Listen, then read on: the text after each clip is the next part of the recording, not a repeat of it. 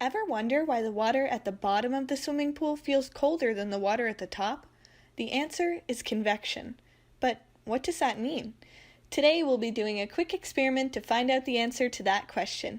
Feel free to follow along with us. Here's what you'll need: hot water, a large clear container, an ice tray, blue and red food coloring, and a pipette.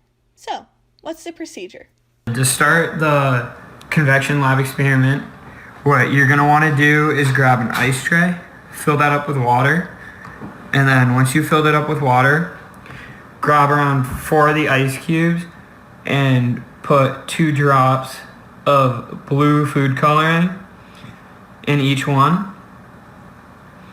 And then once you've done that, go put it in the freezer overnight to grab it tomorrow.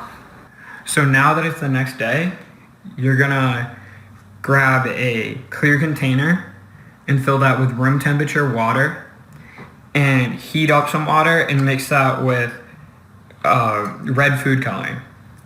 Now when you put the blue ice cube in the water, you can notice as the ice cube melts, the blue water is going to sink to the bottom because it is colder and it's more dense, so it'll sink right to the bottom.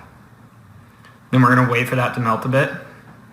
Okay, now that we've waited a little bit, we can see that the blue water is sinking to the bottom.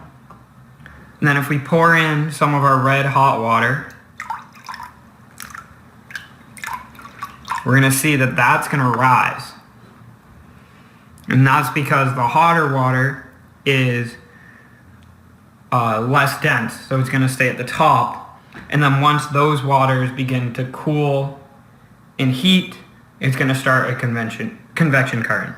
So this experiment taught us that heat affects the density of water.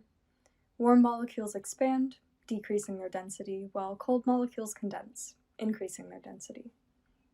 So let's recap.